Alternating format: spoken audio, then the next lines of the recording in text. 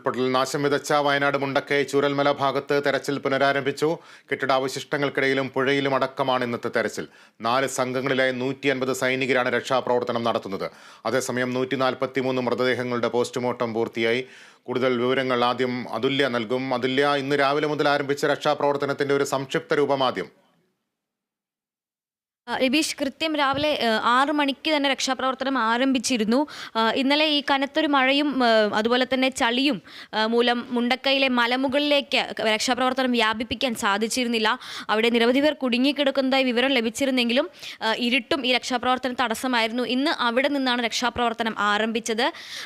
ആർമിയും കരസേനയും ഫയർഫോഴ്സും NDRFും അതുപോലെ തന്നെ ഡിഫൻസ് സെക്യൂരിറ്റി കോർപ്സും അടങ്ങുന്ന ഈ 4 വിഭാഗങ്ങളിൽ നിന്നുള്ളവരും ചേർന്ന് 4 സംഘങ്ങളായി തിരിഞ്ഞാണ് ഈ മുണ്ടക്കൈ മലമുകളിലേക്ക് പോയത്. ഈ താൽക്കാലിക പാലം കടന്നുകൊണ്ട് ഇവർ രക്ഷാപ്രവർത്തനം അവിടെ ആരംഭിച്ചിരുന്നു. ഇവരോടൊപ്പം തന്നെ രക്ഷാപ്രവർത്തകർ അല്ലെങ്കിൽ സന്നദ്ധ പ്രവർത്തകരും ഉണ്ടായിരുന്നു. ഈ മുണ്ടക്കൈ മലമുകളിൽ ഏതാണ്ട് 30ഓളം വീടുകൾ ഉണ്ടായിരുന്നു എന്നാണ് പറയുന്നത്. ഈ 30ഓളം വീടുകളിൽ നിന്ന് രക്ഷപ്പെട്ടവർ അല്ലെങ്കിൽ അതിനുള്ളിൽ കുടുങ്ങിക്കിടക്കുന്നവരെ രക്ഷിക്കുക എന്നതായിരുന്നു പ്രാഥമികമായ ദൗത്യം എന്ന് പറയുന്നത്.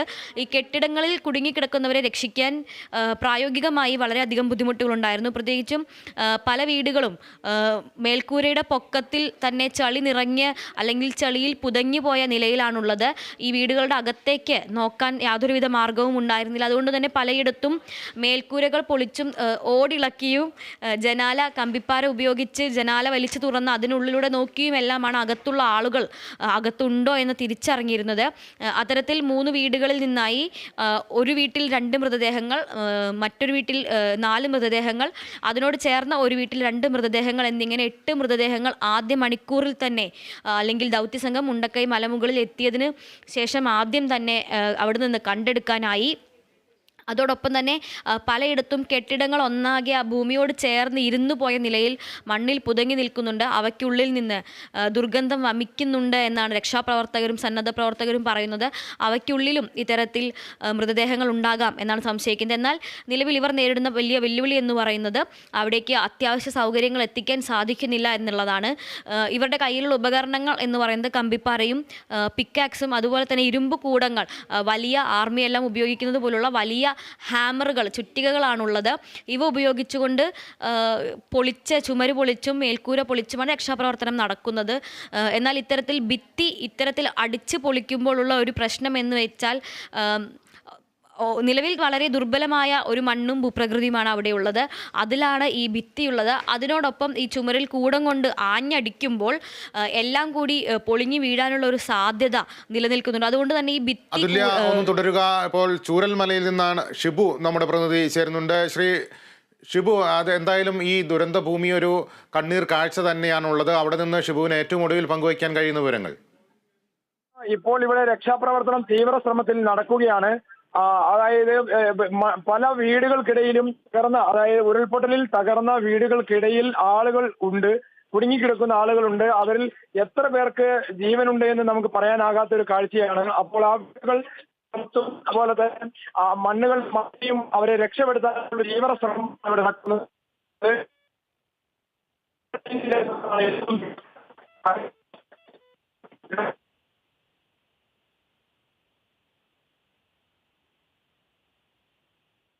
അവിടെ ടെലിഫോൺ റേഞ്ചും ചില പ്രശ്നങ്ങൾ കാണുന്നുണ്ട്. ഷിബുവിലേക്ക് പിന്നീട് തിരിച്ചെത്താം. അതുല്യ തുടരുന്നുണ്ട്. അതുല്യ, പറഞ്ഞു വന്ന കാര്യങ്ങൾ തുടരാം. നിലവിൽ രക്ഷാപ്രവർത്തകരുടെ ആവശ്യം എന്ന് പറയുന്നത് ഗ്യാസ് കട്ടർ അല്ലെങ്കിൽ കോൺക്രീറ്റ് കട്ടർ എത്തിച്ചു നൽകണമെന്നാണ്. ഭിത്തി പൊളിക്കുന്നതിന് പകരം ഭിത്തിയുടെ ഒരു ഭാഗം അല്ലെങ്കിൽ ഭിത്തി പൊളിഞ്ഞു വീഴാത്ത രീതിയിൽ ഒരു ഭാഗം കട്ട് ചെയ്ത് മാറ്റി ഇവർക്ക് അകത്തേക്ക് ഇറങ്ങാൻ സാധിക്കുന്ന രീതിയിൽ ഗ്യാസ് കട്ടറും കോൺക്രീറ്റ് കട്ടറും അടക്കമുള്ള സാധനങ്ങൾ എത്തിച്ചു നൽകണമെന്നാണ് ആവശ്യം. പക്ഷേ എന്നാൽ ഇപ്പോൾ നിലവിൽ വൈദ്യുതി ബന്ധം പുനഃസ്ഥാപിച്ചിരിക്കുന്നത് ചൂരൽമല ടൗൺ വരെയാണ്. ഇന്നലെ KSEBയുടെ ഉദ്യോഗസ്ഥർ എത്തുകയും വൈദ്യുതി ബന്ധം പുനഃസ്ഥാപിക്കുകയും ചെയ്തിട്ടുള്ളത്. ചൂരൽമല ടൗണിൽ നിന്ന് അങ്ങോട്ടേക്ക് അതിന് മുകളിലേക്ക് വൈദ്യുതി ബന്ധം പുനഃസ്ഥാപിക്കാനായിട്ടില്ല. അതുകൊണ്ട് തന്നെ ഗ്യാസ് കട്ടറും കോൺക്രീറ്റ് കട്ടറുകളും എത്തിക്കുന്നതിലൊരു അപ്രായോഗികത നിലനിൽക്കുന്നുണ്ട്. ഇവ എത്തിച്ചാൽ തന്നെയും എങ്ങനെയാണ് ഇവ പ്രവർത്തിപ്പിക്കുക? അതല്ലെങ്കിൽ പിന്നെ ഇവ പ്രവർത്തിപ്പിക്കാനായി ജനറേറ്റർ അടക്കമുള്ള സംവിധാനങ്ങൾ ഇങ്ങോട്ടേക്ക് എത്തിക്കേണ്ടി വരും. എന്നാൽ 2 കിലോമീറ്ററോളം ഇത്തരത്തിൽ ചളിയിൽ പുതഞ്ഞ് ഒരു കുത്തനെയുള്ള കയറ്റമാണ് ഈ മുണ്ടക്കൈ മലമുകളിൽ നിലവിൽ രക്ഷാപ്രവർത്തനം നടക്കുന്ന ഈ ഒറ്റപ്പെട്ട ഇടത്തേക്കുള്ളത്.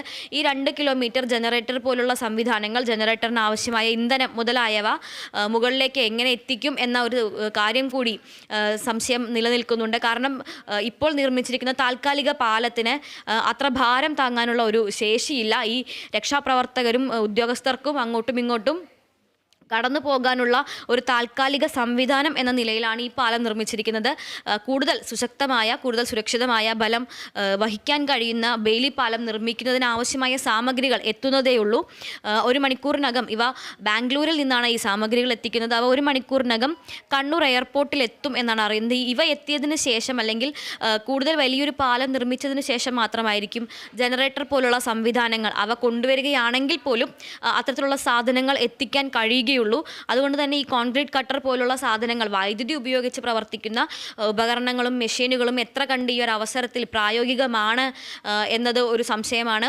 അതുകൊണ്ട് തന്നെ നിലവിൽ ഇവർ ഉപയോഗിക്കുന്ന, ഡിപ്ലോയ് ചെയ്യുന്ന രീതി എന്നത് ഇരുമ്പ് കൂടങ്ങൾ ഉപയോഗിച്ച് ഭിത്തി പൊളിക്കുകയും അങ്ങനെ അകത്തേക്ക് കയറി ആളുകളെ പുറത്തെടുക്കുകയുമാണ്. അതുപോലെ തന്നെ ഇത്തരത്തിൽ ഭിത്തി പൊളിക്കാൻ സാധ്യമല്ലാത്ത ഇടങ്ങളിൽ മേൽക്കൂരയിൽ ഒരു ആൾനൂഴി ഉണ്ടാക്കി, അല്ലെങ്കിൽ മേൽക്കൂര വഴി ഓട് പൊളിച്ചും കമ്പികൾ അറക്ക ഉപയോഗിച്ച് അറുത്തു മാറ്റിയും ഉള്ളിലേക്ക് ഇറങ്ങുകയും വലിയ വടം ഉപയോഗിച്ച് ആ വടത്തിൽ മൃതദേഹങ്ങൾ കെട്ടി അവ പുറത്തേക്ക് എത്തിക്കുകയുമാണ് ചെയ്യുന്നത്. ആദ്യം രക്ഷാപ്രവർത്തകരിൽ ഒരാൾ ഈ വീടുകൾക്കകത്തേക്ക് ഇറങ്ങുകയും മൃതദേഹങ്ങൾ ഉണ്ടെങ്കിൽ അവ പരിശോധിച്ച് അവിടെ ഉള്ള സാധനങ്ങളിൽ തന്നെ പലപ്പോഴും ദൃശ്യങ്ങളിലെല്ലാം കാണുന്നത് പായിലും അതുപോലെ തന്നെ തുണിയിലും പൊതിഞ്ഞുകൊണ്ട് വടത്തിൽ കെട്ടി മൃതദേഹങ്ങൾ പുറത്തേക്ക് ഉയർത്തുന്നതാണ്. കാരണം മറ്റൊരു രീതിയിലും ഈ സ്ട്രെച്ചറും അതുപോലെ തന്നെ ഇവരെ കിടത്താനുള്ള ബോർഡുകളും ഉള്ളിലേക്ക് ഇറക്കുവാൻ പോലും സാധ്യമല്ല. അത്രയും വീതിയിലൊരു ഭിത്തിയിലൊരു ദ്വാരം ഉണ്ടാക്കുക എന്ന് പറയുന്നത് പോലും നിലവിൽ ആ ഒരു സ്ഥലത്ത് പ്രായോഗികമല്ലാത്തതിനാൽ ഈ ഒരു രീതിയിൽ മാത്രമാണ് മൃതദേഹങ്ങൾ പുറത്തെത്തിക്കാൻ കഴിയുന്നുള്ളൂ. മാത്രമല്ല, ഈ പുറത്തെത്തിക്കുന്ന മൃതദേഹങ്ങൾ അവിടെ നിന്ന് താഴേക്ക് ഈ പുഴയുടെ തീരത്തേക്ക് വരെ കൊണ്ടുവരാനുള്ള ഭാഗവും ഇത്തരത്തിൽ ചളി തന്നെയാണ്. അതുകൊണ്ട് നിലവിൽ ഈ പാലമുണ്ടാക്കാൻ ഉപയോഗിച്ച മരത്തടികൾ സന്ദീപിലേക്ക് ഒന്ന് പോകാം. സന്ദീപ് ഇപ്പോൾ ഏത് മേഖലയിലാണ് ഉള്ളത്? അവിടുത്തെ രക്ഷാപ്രവർത്തനം ഏത് രീതിയിലാണ് പുരോഗമിക്കുന്നത്? ഇവിടെ രക്ഷാപ്രവർത്തനം നല്ല രീതിയിൽ തന്നെ മുന്നോട്ട് പോകുന്നുണ്ട്. നേവി അടക്കമുള്ള മറ്റ് സന്നദ്ധ സംഘടനകളും ഈ രക്ഷാപ്രവർത്തനത്തിന് നേതൃത്വം നൽകുന്നുണ്ട്. അതായത് ഇവർക്ക് ഈ രക്ഷാപ്രവർത്തനത്തിന് വേണ്ട സഹായങ്ങളും മറ്റു വാഹനങ്ങളും മറ്റുമെല്ലാമായി കൈകോർത്ത് തന്നെ വയനാടൻ ജനത ഈ ദുരന്ത ഭൂമിയെ അതിജീവിക്കാൻ മുന്നോട്ട് പോവുകയാണ്. ഇപ്പോൾ ഏഴിമല നാവിക അക്കാദമിയിലെ 60 സംഘം രക്ഷാപ്രവർത്തനത്തിന് എത്തിയിട്ടുണ്ട്. ഇവരുടെ നേതൃത്വത്തിലാണ് മികച്ച ട്രെയിൻഡ് ആയിട്ടുള്ള നാവികർ, 5 ഓഫീസർമാർ എല്ലാവരും ഇവിടെയുണ്ട്. ഫയർ ഗാർഡ്സ്, ഒരു ഡോക്ടർ തുടങ്ങിയവർ ഇവിടെ എത്തിയിട്ടുണ്ട്. ഇവർ വിദഗ്ധ പരിശീലനം ലഭിച്ചവരാണ്. ഇവർ ഈ ദുരന്ത ഭൂമിയിൽ നിന്ന് മണ്ണിനടിയിൽപ്പെട്ട ആളുകളെ രക്ഷപ്പെടുത്താനും മറ്റുമെല്ലാം വേണ്ട വിധത്തിൽ കാര്യങ്ങൾ ഏകീകരിക്കാൻ വേണ്ടി എല്ലാവിധ സജ്ജീകരണങ്ങളുമായാണ് എത്തിയിരിക്കുന്നത്. വയനാട്ടിൽ വിവിധ സംഘടനകൾ, ഹോട്ടൽ ആൻഡ് റെസ്റ്റോറന്റ് സംഘം എല്ലാം തന്നെ ഭക്ഷണങ്ങളും മറ്റും കാര്യങ്ങളെല്ലാം ഇവിടേക്ക് എത്തിച്ചുകൊണ്ടിരിക്കുകയാണ്. ദുരിതാശ്വാസ ക്യാമ്പുകളിൽ നിരവധി ആളുകൾ താമസിക്കുന്നുണ്ട്. ഇവർക്ക് വേണ്ട എല്ലാവിധ സജ്ജീകരണങ്ങളും വയനാട്ടിലുള്ളവർ തന്നെ നിലവിൽ ഒരുക്കിയിട്ടുണ്ട്. പുറത്തു നിന്നും ആളുകൾ ഇങ്ങോട്ട് ഇരച്ചെത്തുന്നുണ്ട്. പക്ഷേ അവരോട് പറയാനുള്ളത്, ഇനിയും നമ്മൾ ഈ ഉറ്റവരും ഉടയവരും എല്ലാവരും നഷ്ടപ്പെട്ട ആളുകൾക്ക് നമുക്ക് കൈത്താങ്ങാവാൻ ഇനിയുള്ള മുന്നോട്ടുള്ള സാഹചര്യത്തിൽ നിങ്ങളെല്ലാവരും ഒപ്പം വേണം. അതിനൊപ്പം തന്നെ ഇപ്പോൾ നിലവിൽ ഈ ആംബുലൻസിനെല്ലാം വഴിയൊരുക്കുക എന്ന ദൗത്യമാണ് ഈ സമയത്ത് നമ്മൾക്ക് ചെയ്യാനുള്ളത്. അതിനാൽ വയനാട്ടിൽ ചുരത്തിലൂടെയുള്ള യാത്ര ഏറെ ദുഷ്കരം തന്നെയാണ്, ഇത്രയധികം വാഹനങ്ങൾ ഒരുമിച്ച് വന്ന്. അതിനാൽ തന്നെ ഇവിടെ നിലവിൽ എല്ലാ സജ്ജീകരണങ്ങളും, വസ്ത്രങ്ങൾ, ഭക്ഷണം, മരുന്നുകൾ എല്ലാം നിലവിൽ ഇവിടെ ഉണ്ട് എന്ന സാഹചര്യം തന്നെയാണ്. അതിനാൽ വരും സാഹചര്യങ്ങളിൽ മാത്രമാണ് ആളുകളെ ആവശ്യമുള്ളത്. പിന്നെ സന്ദർശകർ ആയി എത്തുന്ന ആളുകൾ ദയവ് ചെയ്ത് ഇങ്ങോട്ട് വരാതിരിക്കുക എന്നാണ് അധികൃതർ ഇപ്പോൾ നൽകുന്ന ഏറ്റവും പ്രധാനപ്പെട്ട കാര്യം. അതായത് വാഹന ഗതാഗത തടസ്സം ആംബുലൻസിന്റെ യാത്രയെ ദുഷ്കരമാക്കും എന്നത് പരിഗണിച്ചാണ് ഇവർ ഇത്തരത്തിലുള്ള നിർദ്ദേശങ്ങൾ നൽകുന്നത്. വേണ്ട വിധത്തിലുള്ള എല്ലാ ക്രമീകരണങ്ങളും ഇവിടെ സജ്ജമാണ്. കാളിദാസ്. സന്ദീപ്, ഇപ്പോൾ ഈ അവിടുത്തെ കാലാവസ്ഥ എങ്ങനെയുണ്ട്? രക്ഷാപ്രവർത്തനത്തിന് അനുകൂലമാണോ? മഴ പൂർണ്ണമായി മാറി നിൽക്കുന്ന ഒരു അവസ്ഥയുണ്ടോ? മായി മാറിയിരിക്കുകയാണ് കാളിദാസ്. അതായത് ഇന്നലെ കണ്ട കാലാവസ്ഥയല്ല ഇന്ന് നിലവിൽ തെളിഞ്ഞ കാലാവസ്ഥ തന്നെയാണ്. രക്ഷാപ്രവർത്തനം വളരെ ഊർജിതമായി തന്നെ നടക്കുന്നു. നിരവധി ആളുകളെ രക്ഷിച്ചെടുക്കാൻ നമ്മുടെ ദൗത്യ സംഘത്തിന് കഴിയുന്നുണ്ട്. ആ പ്രദേശവാസികളടക്കം നിരവധി പേർ ഇവിടെ സജ്ജമായി തന്നെ നിലവിൽ ഈ മേഖലയിലുണ്ട് കാളിദാസ്. അതായത് ഉരുൾപൊട്ടൽ ഭീഷണി നിലവിൽ ഇന്നലെ രക്ഷാപ്രവർത്തനം നടത്തിയിരുന്ന സമയത്ത് തന്നെ ഉരുൾപൊട്ടൽ ഉണ്ടായി. നിലവിൽ അങ്ങനെ ഒരു സാഹചര്യം നിലവിൽ ഇവിടെ ഇല്ല കാളിദാസ്. ഈ അട്ടമല പ്രദേശത്തുള്ളവരെ അവർ നേരത്തെ തന്നെ സുരക്ഷിതരാണെന്ന് അവർ അറിയിച്ചിരുന്നു. അവരെ ഇവിടേക്ക് പുറത്തേക്ക് എത്തിക്കുന്നതിനുള്ള ശ്രമങ്ങളെല്ലാം പുരോഗമിക്കുകയാണോ? അതെ. ഇന്നലെ ചൂരൽമല ഭാഗത്തു നിന്നുള്ള ആളുകളെല്ലാം, മുണ്ടക്കൈ ഒറ്റപ്പെട്ട് കിടക്കുന്ന ആളുകളെല്ലാം രക്ഷപ്പെടുത്തിയതിനു ശേഷം ഈ അട്ടമല ഭാഗത്തേക്കുള്ള രക്ഷാപ്രവർത്തനമാണ് ദൗത്യസംഘം കൂടുതൽ ശ്രദ്ധ കേന്ദ്രീകരിച്ചത്. അവിടെ നിന്നുള്ള ആളുകളെ ഒഴിപ്പിച്ചുകൊണ്ടിരിക്കുകയാണ്. ഏകദേശം ഒഴിപ്പിക്കൽ പൂർണ്ണമായും വിജയിച്ചു എന്ന് വേണം കരുതാൻ. നിലവിൽ വീടുകൾ കേന്ദ്രീകരിച്ചുള്ള പരിശോധനകളെല്ലാം തന്നെ നടത്തുകയാണ്. ഒറ്റപ്പെട്ട് കിടക്കുന്നുണ്ടെങ്കിൽ പരിക്കേറ്റ് കിടക്കുന്ന ആളുകൾ ഉണ്ടാകാം. മണ്ണിനടിയിൽ ചിലപ്പോൾ ജീവനോടെ ആളുകൾ ഉണ്ടാകാനുള്ള സാധ്യത അധികൃതർ തള്ളിക്കളയുന്നില്ല. അത്ര വലിയ പാറക്കല്ലുകൾ അടക്കം നിലവിൽ കിടക്കുന്നതിനാൽ ദുർഘടം പിടിച്ച രക്ഷാപ്രവർത്തനം തന്നെയാണ്. വലിയ രീതിയിലുള്ള ഫോഴ്സ് എത്തിയിട്ടുണ്ട്. പക്ഷേ യന്ത്രസഹായം കൊണ്ട് മാത്രമേ അത് നീക്കം ചെയ്യുക സാധ്യമായുള്ളൂ. വലിയ രീതിയിലുള്ള വലിയ പാറക്കല്ലുകളാണ് വീടുകൾക്ക് മുകളിലേക്ക് പതിച്ച് വീടുകൾ ഭാഗികമായും പൂർണ്ണമായും എല്ലാം തകർന്നു കിടക്കുന്നത്. മുകൾ ഭാഗം മാത്രം കാണുന്ന വീടുകളും കാറുകളുടെ അവശിഷ്ടങ്ങളെല്ലാം തന്നെ ഇവിടെ ദുരന്തം ബാക്കി വെച്ച അവശേഷിപ്പുകളാണ്. തീരാവേദന സമ്മാനിക്കുന്ന കാഴ്ചകൾ തന്നെയാണ് കാളിദാസ് ഇവിടെ. സന്ദീപിലേക്ക് കൂടുതൽ വിവരങ്ങൾ ലഭിക്കുന്നതനുസരിച്ച് തിരിച്ചെത്താം. അതുല്യ തുടരുന്നുണ്ട്. അതുല്യ, ഇപ്പോൾ ഈ സൈന്യത്തിൻ്റെ നേതൃത്വത്തിൽ മുണ്ടക്കൈ ഭാഗത്തേക്കൊക്കെ വീടുകൾ അവിടേക്ക് കടന്നു ചെന്നുകൊണ്ട് ആളുകളെ കണ്ടെത്താനുള്ള ശ്രമങ്ങളൊക്കെ നടത്തി വരികയാണെന്ന് ആണ് നേരത്തെ അതുല്യ റിപ്പോർട്ട് ചെയ്തത്. ആ പ്രവർത്തനങ്ങളിൽ കൂടുതൽ ഗതിവേഗം കൈവരാൻ ഇനി എന്തൊക്കെ സാധ്യതകളാണ് മുന്നിലുള്ളത്? ലിബീഷ്, നിലവിൽ പാലം നിർമ്മാണത്തിനുള്ള സാമഗ്രികൾ എത്തിച്ചേർന്നാൽ ഏതാണ്ട് ഉച്ചയ്ക്ക് 1 മണിക്ക് മുൻപായി തന്നെ ഒരു 1.5 മണിക്കൂറിനുള്ളിൽ പാലം നിർമ്മിക്കുന്നതിൻ്റെ ആദ്യ ഭാഗം പൂർത്തീകരിക്കാനാകുമെന്നാണ് സൈന്യം പറയുന്നത്. അങ്ങനെയെങ്കിൽ ഈ പാല നിർമ്മാണം ഒരു ചെറിയ രീതിയിലെങ്കിലും പൂർത്തിയാവുകയാണെങ്കിൽ ഈ രക്ഷാപ്രവർത്തനത്തിന് കൂടുതൽ ഉപകരണങ്ങൾ അടക്കമുള്ളവ ഈ മലയുടെ മുകളിലേക്ക് എത്തിക്കാൻ കഴിയും. അതുപോലെ തന്നെ ഈ കുടുങ്ങിക്കിടക്കുന്ന ആളുകളുണ്ടെങ്കിൽ അവരെ താഴേക്ക് എത്തിക്കാനും മൃതദേഹങ്ങൾ കൊണ്ടുപോകുന്നതടക്കമുള്ള കാര്യങ്ങൾ സുഗമമാവും. അതുകൊണ്ട് തന്നെ നിലവിൽ ഏറ്റവും വലിയ കാര്യം, അല്ലെങ്കിൽ ഈ രക്ഷാപ്രവർത്തനത്തിന് ഏറ്റവും വേഗം നൽകുന്ന കാര്യം എന്ന് പറയുന്നത് ഈ പാലത്തിൻ്റെ നിർമ്മാണമാണ്. ഈ കണ്ണൂർ എയർപോർട്ടിൽ 18 ലോറികൾ സുസജ്ജമായി നിൽക്കുകയാണ്. വിമാനം, ബാംഗ്ലൂരിൽ നിന്നുള്ള വിമാനം കണ്ണൂർ എയർപോർട്ടിൽ 11 മണിയോടുകൂടി തന്നെ എത്തിച്ചേരും. നിലവിൽ വിമാനത്തിൻ്റെ ഒരു ഗതിയിൽ, യാത്രാ പുരോഗതിയിൽ ഇതുവരെ കാലതാമസം ഒന്നും തന്നെ ഉണ്ടായിട്ടില്ല. കാലാവസ്ഥയും അനുകൂലമായി തന്നെ തുടരുന്നു. ഒരു പക്ഷേ ഭാഗ്യമെന്ന് വേണം പറയാൻ. കാലാവസ്ഥ ഇതുവരെയും അനുകൂലമായി തന്നെയാണ് തുടരുന്നത്. അതുകൊണ്ട് തന്നെ വിമാനം കറക്റ്റ് സമയത്ത് തന്നെ എത്തിച്ചേരുകയും ഈ 18 ലോറികളുമായി സാധനങ്ങൾ 18 ലോറികളിലായി വയനാട്ടിലേക്ക് തിരിക്കുകയും ചെയ്യും. വയനാട്ടിലെത്തിയാലുടൻ ഒരു 1 മണിയോട് കൂടി അല്ലെങ്കിൽ ഉച്ചയ്ക്ക് മുൻപായി തന്നെ പാലം പണി തീർക്കണം എന്നാണ് കരുതുന്നത്.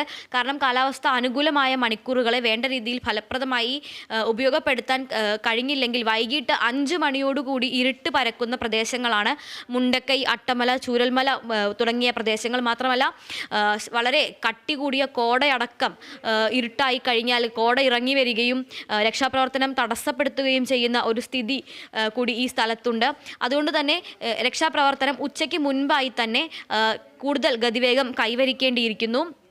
ഇനി മുഖ്യമന്ത്രി അടക്കമുള്ളവർ എത്തിച്ചേരുന്നതോടുകൂടി ഈ രക്ഷാപ്രവർത്തനം ഒന്നുകൂടി വേഗത്തിലാകും എന്നാണ് കരുതുന്നത്. നിലവിൽ മന്ത്രിസഭാ യോഗത്തിന് ശേഷം ഈ രക്ഷാദൗത്യങ്ങളെക്കുറിച്ച് അല്ലെങ്കിൽ രക്ഷാദൗത്യത്തിൻ്റെ പുരോഗതിയെക്കുറിച്ചും മറ്റും അവലോകനം ചെയ്യാൻ മന്ത്രി ഓൺലൈനായി ഒരു അവലോകന യോഗം കൂടി ചേരുന്നുണ്ട്. മാത്രമല്ല ഈ രക്ഷാപ്രവർത്തനത്തിനായി ചെലവഴിക്കുന്ന പണത്തിൻ്റെ മേലുള്ള നിയന്ത്രണം ഒഴിവാക്കിയിട്ടുണ്ട്.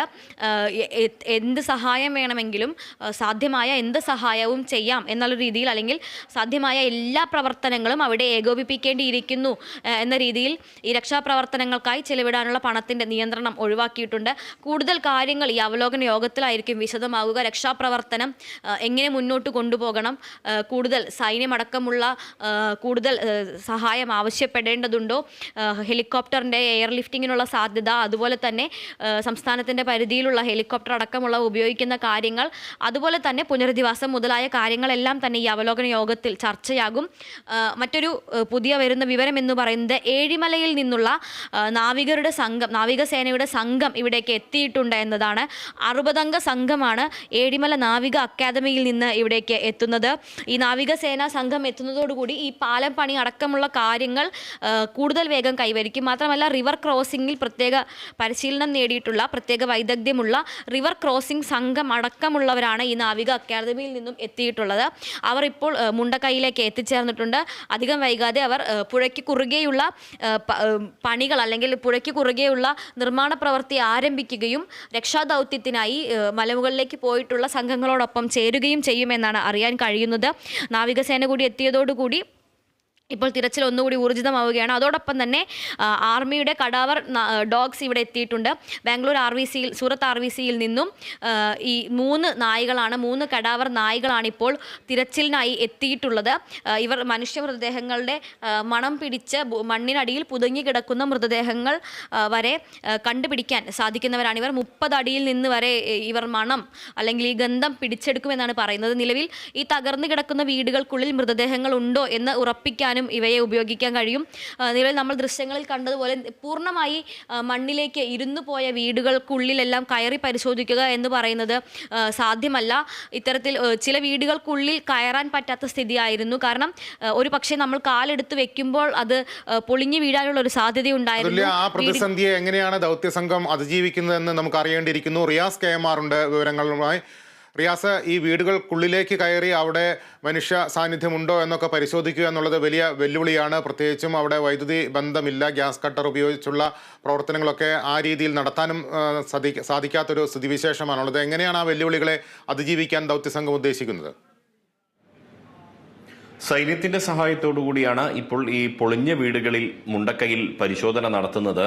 അവർ ഈ പിക്കാസ് പോലുള്ള അല്ലെങ്കിൽ മൺവെട്ടി പോലുള്ള ആയുധങ്ങൾ ഒക്കെ ഉപയോഗിച്ചുകൊണ്ട് ആണ് നിലവിലെ ഘട്ടത്തിൽ ഒരു ഈ കട്ടർ ആവശ്യമാണെങ്കിൽ കൂടിയും അത് ഇപ്പോൾ നമുക്കത് ഉപയോഗിക്കുക എന്ന് പറയുന്നത് വളരെ ദുഷ്കരമായ ഒരു സാഹചര്യമാണ്. അതുകൊണ്ട് തന്നെ ഇത്തരം ആയുധങ്ങൾ ഉപയോഗിച്ച് സൈന്യത്തിന്റെ സഹായത്തോടു കൂടി ആണ് രക്ഷാപ്രവർത്തകർ ഇപ്പോൾ പൊളിഞ്ഞ വീടുകളിൽ പരിശോധന നടത്തുന്നത്. വീടുകളെല്ലാം തന്നെ പൊളിഞ്ഞ വീടുകളുടെ അവശിഷ്ടങ്ങളെല്ലാം തന്നെ പൊളിച്ചു മാറ്റിയുള്ള ഒരു പരിശോധനയാണ് ഇപ്പോൾ മുണ്ടക്കൈയിൽ നടക്കുന്നത്. പൂർണ്ണമായും ഒരു മുണ്ടക്കൈ എന്ന് പറയുന്ന ആ പ്രദേശം മുഴുവൻ ഇപ്പോൾ കുടുങ്ങിക്കിടക്കുന്ന ആളുകളുടെ എണ്ണം എത്രയാണ് എന്ന് മനസ്സിലാകാത്ത ഒരു സ്ഥിതിയാണ്. നേരത്തെ 400-ലധികം വീടുകൾ ഇവിടെ ഉണ്ടായിരുന്നു എന്നാണ് പഞ്ചായത്തിന്റെ രജിസ്റ്ററിൽ വ്യക്തമാക്കുന്നത്. ഇപ്പോൾ അവിടെ 30ഓളം വീടുകൾ മാത്രമാണ് കാണാൻ സാധിക്കുന്നത് എന്ന് പറയുന്നു. അപ്പോൾ അത്രയധികം വീടുകൾ മണ്ണിനടിയിൽ അകപ്പെട്ടിട്ടുണ്ട് എന്നുള്ളതാണ് വ്യക്തമാകുന്നത്. ഇപ്പോൾ ഈ പൊളിഞ്ഞു കിടക്കുന്ന വീടുകളിൽ പോലും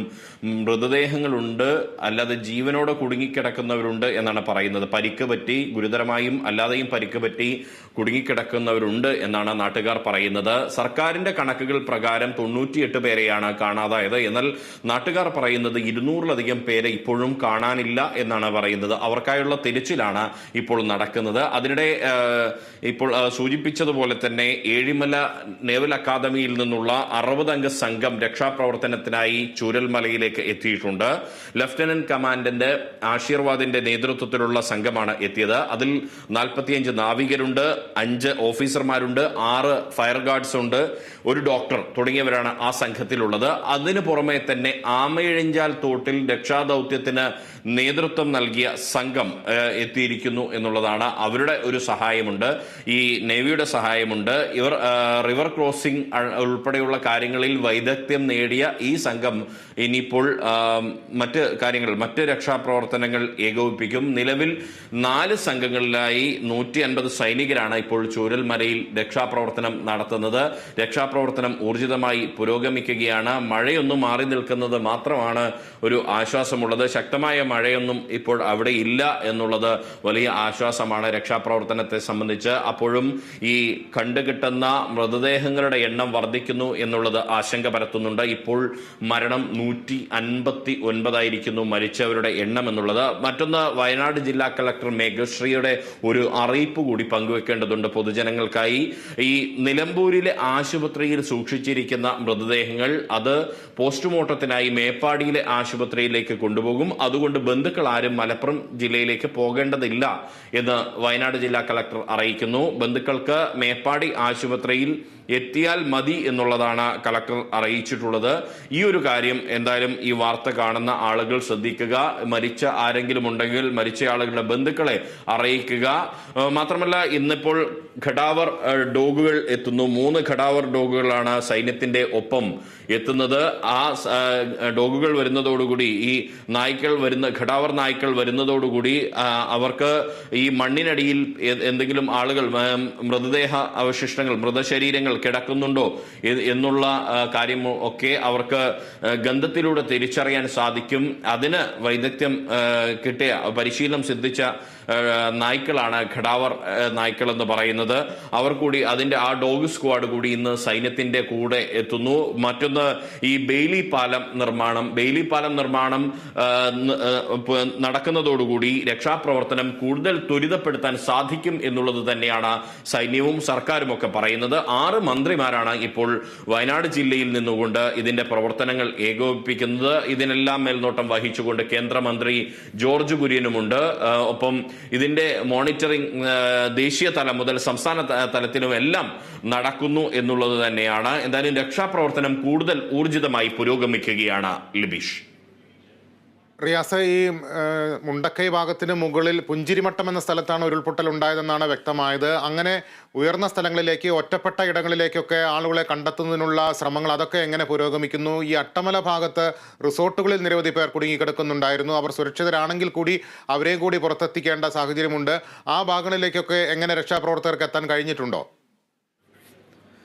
ഇപ്പോൾ മുണ്ടക്കൈയുടെ മുകൾ ഭാഗത്താണ് പ്രധാനമായും രക്ഷാപ്രവർത്തനം നടക്കുന്നത്. ഈ പുഞ്ചിരിമട്ട ഭാഗത്തേക്കെല്ലാം തന്നെ രക്ഷാപ്രവർത്തകർ എത്തും എന്ന് അറിയിച്ചിട്ടുമുണ്ട്. കാരണം ഈ ഇവിടങ്ങളിലേക്ക് ആളുകൾ ഈ പ്രാണരക്ഷാർത്ഥം ഓടി മറഞ്ഞിട്ടുണ്ടോ, അവിടേക്ക് പോയിട്ടുണ്ടോ, ഇനി അവിടെ അകപ്പെട്ടിട്ടുണ്ടോ തുടങ്ങിയ കാര്യങ്ങളെല്ലാം തന്നെ പരിശോധിച്ചു വരികയാണ്. എന്തായാലും ഈ ബെയിലി പാലം നിർമ്മിക്കുന്നതോടുകൂടി മാത്രമാണ് ഈ ഹിറ്റാച്ചി പോലുള്ള JCB പോലുള്ള മറ്റ് മണ്ണുമന്തി യന്ത്രങ്ങൾ അടക്കമുള്ളവ എത്തിച്ച് ചെളി നീക്കിക്കൊണ്ട് ഒരു രക്ഷാപ്രവർത്തനം സാധ്യമാവുകയുള്ളൂ.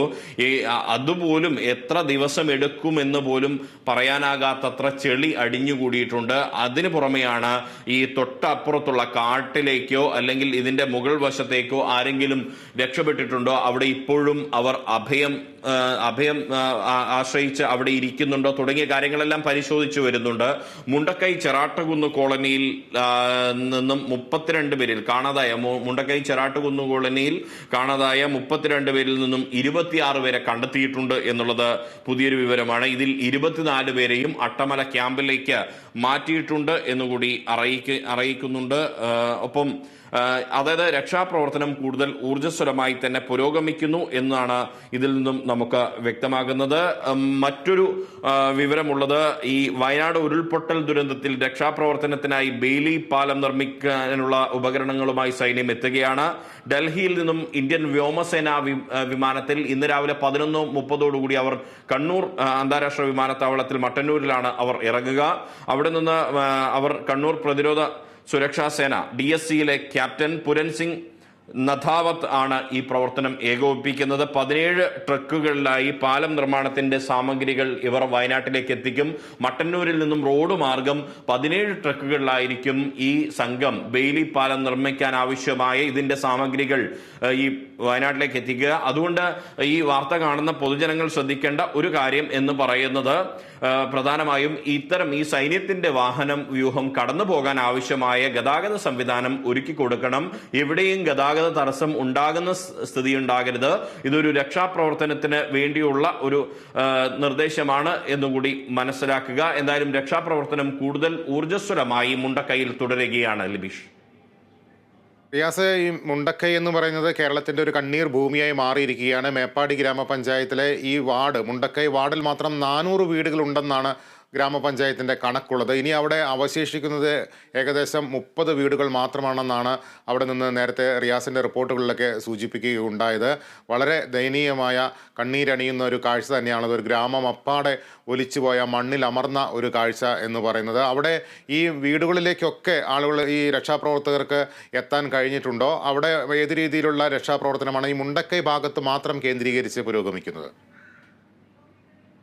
മുണ്ടക്കൈ ഭാഗത്താണ് ഞാൻ നേരത്തെ സൂചിപ്പിച്ചതുപോലെ പൊളിഞ്ഞ വീടുകൾ കേന്ദ്രീകരിച്ചുള്ള ഒരു രക്ഷാദൗത്യം ഇപ്പോൾ നടക്കുന്നത്. ആ പൊളിഞ്ഞ വീടുകൾക്കകത്ത് ആളുകൾ കുടുങ്ങിക്കിടക്കുന്നു എന്നുള്ളത് തന്നെയാണ് മനസ്സിലാക്കുന്നത്. ഇന്ന് രാവിലെ രക്ഷാപ്രവർത്തകരാണ്, സന്നദ്ധ പ്രവർത്തകരാണ് ആദ്യം അവിടെ എത്തിയത്. അവരാണ് ആദ്യം ഈ വീടുകളുടെ പരിസരമെല്ലാം തന്നെ പരിശോധിച്ചത്. അതിനുശേഷം അവിടെ ആളുകൾ കുടുങ്ങിക്കിടക്കുന്നു എന്ന് മനസ്സിലാക്കിയതിന് പിന്നാലെ സൈന്യത്തെ വിവരമറിയിക്കുകയും 100ഓളം വരുന്ന സൈനികർ ഈ മുണ്ടക്കൈയുടെ മേൽഭാഗത്തേക്ക് വരികയും അവിടെയുള്ള വീടുകളിൽ പരിശോധന നടത്തുകയുമാണ് ചെയ്തത്. അവിടെയുള്ള ചില വീടുകളിൽ നിന്നും ദുർഗന്ധം വമിക്കുന്നുണ്ട് എന്നാണ് ഈ രക്ഷാപ്രവർത്തകർ പറയുന്ന ഒരു സാഹചര്യം ഉണ്ടായത്. അതിനർത്ഥം അതിനകത്ത് മൃതദേഹങ്ങൾ കിടക്കുന്നു എന്നുള്ളത് തന്നെയാണ്. ഒരു വീട്ടിൽ നിന്നും 3 മൃതദേഹങ്ങൾ കസേരയിൽ ഇരുന്ന നിലയിൽ കണ്ടെത്തുന്ന ഒരു സാഹചര്യം ഉണ്ടായിരുന്നു. അത് ഒരു പക്ഷേ ഇവർ ഈ പ്രളയ ജലം, പ്രത്യേകിച്ച് ഈ മലവെള്ളപ്പാച്ചിൽ വരുന്നത് കണ്ട് അവിടെ നിന്നും എഴുന്നേൽക്കാനാവാതെ കസേരയിൽ ഇരുന്നു പോയതായിരിക്കും എന്നുള്ളതാണ് മനസ്സിലാക്കുന്നത്. അങ്ങനെ ഇരുന്നു പോയിടത്തു നിന്നും മരണം വിധിക്കപ്പെട്ട മനുഷ്യരായിരിക്കും അത് എന്നുള്ളതാണ്. അങ്ങേയറ്റം വേദനാജനകമായ കാഴ്ചകളാണ് ഈ മുണ്ടക്കൈയിൽ കാണുന്നത്. മുണ്ടക്കൈ, ലിബീഷ് പറഞ്ഞതുപോലെ, മുണ്ടക്കൈ ഒരു മരണഭൂമിയായിരിക്കുന്നു, ഒരു ശ്മശാനപ്പറമ്പ് പോലെ. ഈ ശവശരീരങ്ങൾ കുന്നുകൂടുന്ന ഒരു അവസ്ഥയാണ് അവിടെയുള്ളത്. മണ്ണിനടിയിൽ ശവശരീരങ്ങൾ പുതഞ്ഞു കിടക്കുന്ന ഒരു അവസ്ഥ. അതിൽ ജീവനുള്ള മനുഷ്യരുണ്ടെങ്കിൽ അവരെ രക്ഷിക്കുന്നതിനാണ് ഏറ്റവും അവരുടെ ഒരു രക്ഷ എന്നുള്ളതാണ് ഏറ്റവും പ്രധാനപ്പെട്ട കാര്യം. അവരെ രക്ഷിക്കാൻ നമുക്ക് സാധിക്കും എന്നുള്ളത് തന്നെയാണ്. ഈ മുണ്ടക്കൈയുടെ ഒരു പശ്ചാത്തലം നമുക്ക് പരിശോധിച്ചു കഴിഞ്ഞാൽ സാധാരണക്കാരായ മനുഷ്യരാണ് അവിടെ അധിവസിച്ചിരുന്നത്. തേയിലത്തോട്ടങ്ങളിൽ പോയി തേയില നുള്ളി അതിജീവനം നടത്തിയ പാവപ്പെട്ട സാധുജനങ്ങളാണ് അവിടെ കഴിഞ്ഞിരുന്നത്. പാടികളിലാണ് അവർ പലരും കഴിഞ്ഞിരുന്നത്. പാടികൾ എന്ന് പറയുന്നത് നമുക്കറിയാം, ഒരു ഷെഡ് പോലുള്ള തകര ഷീറ്റ് കൊണ്ട് മറച്ചു വെച്ച ആ സ്ഥലം, ആ ഇടങ്ങളിലാണ് അവർ അധിവസിച്ചിരുന്നത്. മുണ്ടക്കൈയുടെ ഒരു ചൂരൽമലയുടെയും എല്ലാം ഒരു മുൻകാല ദൃശ്യങ്ങൾ ഇപ്പോൾ നമുക്ക് മുൻപിൽ ഉണ്ടായിരുന്നു. ആ മുൻകാല ദൃശ്യങ്ങൾ കാണുമ്പോൾ നമുക്കറിയാം, പ്രകൃതി മനോഹരി, നീ എന്താ ഇത് സ്വർഗമാണോ എന്ന് ചോദിക്കാൻ പറ്റുന്ന രീതിയിൽ അത്രയധികം മനോഹരമായ ഒരു ഇടമായിരുന്നു അത്. അതാണ് ഒരു മലവെള്ളപ്പാച്ചിലിൽ പ്രകൃതിയുടെ ദുരന്തം നക്കിത്തുടച്ചു പോയി ഇന്ന് അതൊരു ശ്മശാന ഭൂമിയായി മാറുന്നു. ഇന്ന് ഭൂപടത്തിൽ പോലും ഇടമില്ലാത്ത ഇടമായി ഈ മുണ്ടക്കൈ മാറുന്നു എന്ന ദയനീയമായ ഒരു കാഴ്ച. അത് പൂർണ്ണമായും ചൂരൽമലയും മുണ്ടക്കൈയും തുടച്ചു നീക്കപ്പെടുന്ന ഒരു കാഴ്ച. ഈ അങ്ങനെ ഒരു മനുഷ്യരുടെ അവസ്ഥ അത്രയധികം നമുക്ക് ആ പ്രദേശത്തിന്റെ ഒരു നേർചിത്രങ്ങൾ അറിയാൻ നിരവധി പേരെ നമ്മൾ ബന്ധപ്പെടുന്നുണ്ട്. ഇപ്പോൾ ചൂരൽമല സ്കൂളിലെ അധ്യാപകൻ വാസുമാഷ് നമ്മോടൊപ്പം ചേരുന്നുണ്ട്. മാസ്റ്റർ, അത്യന്തം വേദന നിറഞ്ഞ മുഹൂർത്തങ്ങളിലൂടെയാണ് നമ്മൾ എല്ലാവരും തന്നെ കടന്നു പോകുന്നത്. ഇപ്പോൾ മാഷ അവിടെ ഉണ്ടോ? എന്താണ് അവിടുത്തെ ഒരു സ്ഥിതി? ഞാൻ ആ സ്കൂളിലെ അധ്യാപകരല്ല, വേറൊരു സ്കൂൾ അധ്യാപകരാണ്. പക്ഷേ നന്നായി അറിയുന്ന സ്കൂളാണ്. അവിടുത്തെ HM ഉണ്ണികൃഷ്ണൻ മാഷ് എൻ്റെ സുഹൃത്താണ്. അനവധി അധ്യാപകർ അവിടെ വർക്ക് ചെയ്യുന്നുണ്ട്. ആ സ്കൂളിൽ പലതവണ പോയിട്ടുള്ളതാണ്. ആ സ്കൂളിൻ്റെ അവസ്ഥ ഇപ്പം പറഞ്ഞത്, ഇനിയൊരു അധ്യാപനം പഠനം നടത്താൻ പാകത്തിലല്ല സ്കൂളിൽ കിടക്കുന്നത്. മിക്കവാറും ക്ലാസ് മുറികളെല്ലാം തന്നെ വെള്ളം കയറിയും ഒലിച്ചും പോയിട്ടുള്ള അവസ്ഥയിലാണുള്ളത്. ഇപ്പോൾ നിലവിലുള്ള കെട്ടിടങ്ങൾ തന്നെയാണെങ്കിൽ അവിടെ ഒരിക്കലും ഒരു ക്ലാസ് നടത്താൻ പറ്റിയ സാഹചര്യമല്ല. ഒരുപാട് ആളുകൾ മരണപ്പെട്ടു പോയി, കുഞ്ഞുങ്ങളും ഉൾപ്പെടുന്നുണ്ടെന്നാണ് മനസ്സിലാക്കുന്നത്. ഇനി അവർക്ക് അധ്യയനം തുടരണമെങ്കിൽ ഇനി മറ്റു മാർഗങ്ങൾ അന്വേഷിക്കേണ്ടിയിരിക്കുന്നു. അത് മാഷിന്റെ ഈ പരിചയപ്പെട്ട മറ്റ് അധ്യാപകരെ, സുഹൃത്തുക്കളെയൊക്കെ ബന്ധപ്പെടാൻ സാധിച്ചിട്ടുണ്ടോ? അവരുടെയൊക്കെ ഒരു സ്ഥിതി എന്താണ്? അവരെല്ലാം തന്നെ ഒരു പൊതു സേവനത്തിൽ ഏർപ്പെട്ടുകൊണ്ടിരിക്കുകയാണ്. അവിടെ ചിത്രകലാധ്യാപകനായിട്ടുള്ള മനോജ് മാഷ് അവിടെ ഹോസ്പിറ്റലുമായിട്ട് ഇന്നലെ രാവിലെ മുതൽ രാത്രി വരെ ഹോസ്പിറ്റലാണുള്ളത്. അതുപോലെ തന്നെ അവിടെ HM ചാർജലുണ്ട്. കൃഷ്ണ മാഷ് കാര്യങ്ങളൊക്കെ തന്നെ അറിഞ്ഞ് അത് വേണ്ട വിദ്യാഭ്യാസ വകുപ്പിന് വേണ്ട നിർദ്ദേശം നൽകുന്നുണ്ട്. മറ്റ് അധ്യാപകരും എല്ലാം തന്നെ അവിടെ തന്നെ ഉണ്ട് എന്നാണ് പറയാൻ എനിക്ക് സാധിക്കും. എല്ലാവരും അവിടെ തന്നെ മേപ്പാടിയും ചുരൽമലയും കേന്ദ്രീകരിച്ച് അധ്യാപകരൊക്കെ ഉണ്ട്. അവരുടെ കുട്ടികളുടെ വിവരങ്ങളും കുടുംബത്തിലെ വിവരങ്ങളും ശേഖരിച്ചുകൊണ്ടിരിക്കുകയാണ്. ഏതായാലും അടുത്ത കാലത്തൊന്നും അധ്യാപനം പഠനം നടത്താൻ പറ്റുന്ന സാഹചര്യമല്ല ആ വിദ്യാലയത്തിലുള്ളത്. അവിടുത്തെ നാട്ടുകാരെ സംബന്ധിച്ച് എനിക്കറിയാം. കഴിഞ്ഞ വർഷം ഞങ്ങൾ വിദ്യാരംഗ കലാസാഹിത്യയുടെ ജില്ലാ സർവോത്സവം നടത്തിയ അവിടെ ആയിരുന്നു. അപ്പോൾ അവിടുത്തെ എല്ലാ കുട്ടികൾക്കും ജില്ലയുടെ വിവിധ ഭാഗത്തു നിന്നും എല്ലാ കുട്ടികളെയും അവിടുത്തെ പിടിഎയും നാട്ടുകാരും സ്വീകരിക്കുകയും ആ കുട്ടികൾക്ക് വേണ്ട ഭക്ഷണം മറ്റ് താമസ സൗകര്യമൊക്കെ ഒരുക്കി കൊടുക്കുകയൊക്കെ ചെയ്തിട്ടുള്ള ആളുകളാണ്. വിദ്യാഭ്യാസ കാര്യത്തിൽ നല്ല താല്പര്യമുള്ള ജനങ്ങളാണുള്ളത്. പക്ഷെ അവരിൽ പലരും ഇന്ന് ജീവിച്ചിരിപ്പില്ല എന്നുള്ളതാണ് ഒരു യാഥാർത്ഥ്യം. നന്ദി. വാസു മാസ്റ്ററാണ് നമ്മളോടിപ്പോൾ അവിടെ നിന്നുള്ള ഒരു നേർചിത്രങ്ങൾ പങ്കുവച്ചത്. വളരെ ദുരിതപൂർണമായ ദുരന്തമായ ഒരു അന്തരീക്ഷം, കണ്ണീർ നിറഞ്ഞ കാഴ്ചകൾ, ആ കാഴ്ചകളുടെ വിവരങ്ങളാണ് അദ്ദേഹം നമ്മളോട് പങ്കുവച്ചത്. ഇപ്പോൾ സമയം 10 മണി കഴിഞ്ഞ് 33 മിനിറ്റ് ആയിരിക്കുന്നു. തിരിച്ചെത്താം ഇടവേളയ്ക്ക് ശേഷം.